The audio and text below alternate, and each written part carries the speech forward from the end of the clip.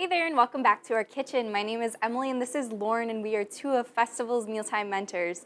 Today we are sharing a fun twist on a Tex-Mex favorite. That's right, Emily. Today we are making a sheet pan meal and we're making baked steak fajitas. So I think we should just go ahead and get started. Yeah. So the first thing that we're going to do is we're going to make a spice blend that's going to be used not only in our marinade for our steak but also on our veggies. So to make this steak blend we have some chili powder, some smoked paprika, a little bit of garlic powder and onion powder, some cumin, which is a staple in this type of cuisine, and then just some salt and pepper. What I love about this spice mixture is these are probably all things you likely have in your spice cabinet at home. So oftentimes you can find different spice blends for fajitas or for different types of dishes. But what's nice is it's essentially just a lot of things you probably have at home. Right, and if you don't, you can also go to our natural and organic department and pick up some spices from the bulk bin spice section. That way you can get just the amount you need and you don't have to commit to a whole container of whatever spice you're missing. Love that. Perfect. So I'm going to get started now on our meat since Emily has prepared our spice blend. So today we're using a pound of flank steak, but we could definitely use some different options. Yep, traditionally fajitas are made with skirt steak, so yes, we're using a flank steak. It's a little bit more affordable option.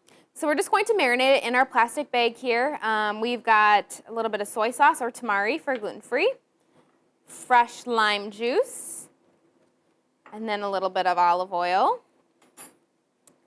So we are going to seal up our bag here. Before you do that's that, right. I can't forget the most important part, a little bit of spice blend. Half of the spice blend is what we're using for our steak. All right, perfect. So now we will seal it up. And from here, I'm just going to make sure that the steak is fully coated with all the great ingredients we just threw in here, both the spices and the other ingredients. So from here, we would let this marinate in our bag in the refrigerator for at least an hour is what we'd want to shoot for, but up to 24 hours, and obviously the longer you let it marinate, the more flavors it's going to have. Now, we're not going to let it marinate that long today, but typically at least an hour is what we'd want to shoot for. Perfect. All right, moving on to our fajita veggies. We have an onion, a red onion, and a couple bell peppers in different colors cut up. We're just going to go ahead and throw these into this bowl. I love using all the different colors. It just really adds a nice component to this dish. Yes, and different colored fruits and vegetables have different nutrition profiles. Yes. So important to try to vary the colors that we're eating as well. Okay, I'm just gonna add a little bit of olive oil and then the rest of our spice mixture. Grab our pan. All right, just give this a little toss. You could also add maybe some mushrooms. I've seen fajitas with mushrooms before. Something for a little bit different twist on this. Yeah, or if you want to use just one colored pepper, you could also do that as well. All right. So we have our sheet pan here that has been just lightly greased, lightly sprayed.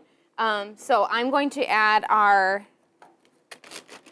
steak in the center of our sheet pan here. I love using Ziploc bags for marinades just to eliminate or reduce the amount of dishes that you need to do. And that way you can easily discard the marinade because you never want to use that again.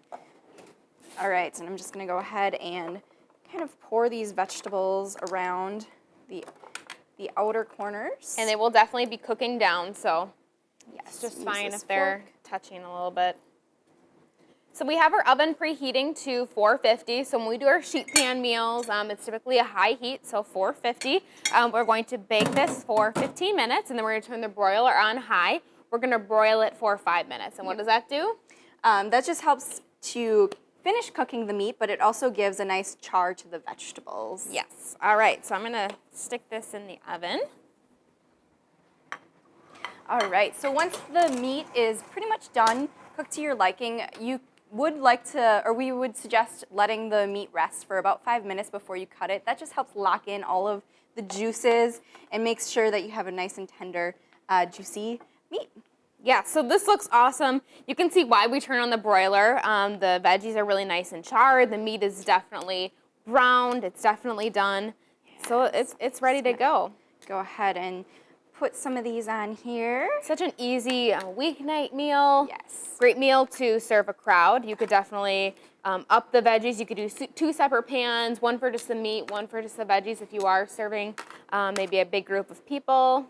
So we're serving these fajitas on corn tortillas. You could also use wheat tortillas, or I've even made this and put it on a bed of lettuce for fajita salad. And then toppings, we could do lots of different toppings, whether it's some non-fat plain Greek yogurt for a sour cream substitute, or some guac or pico de gallo from our fresh cut department. Lots of different options. And I know there's a cheese that you have used before. Yeah, so this is queso fresco, so fresh cheese. But you can find this in the dairy department. It's just a Mexican, Hispanic style cheese, and it's crumbles, so it's perfect to just add a little bit over the top, and it gives it that nice gourmet look. Sure. You ready to try these out? We're just digging right in. Yep. Today. Oh, yum. Yum, yum. Mm. Oh, that marinade is so, so good on the meat. You can definitely taste all the spices. Yum. Yum. Well, we hope you give this fun twist on a family favorite a try. And for more recipes and resources from your mealtime mentors, visit bestfoods.com.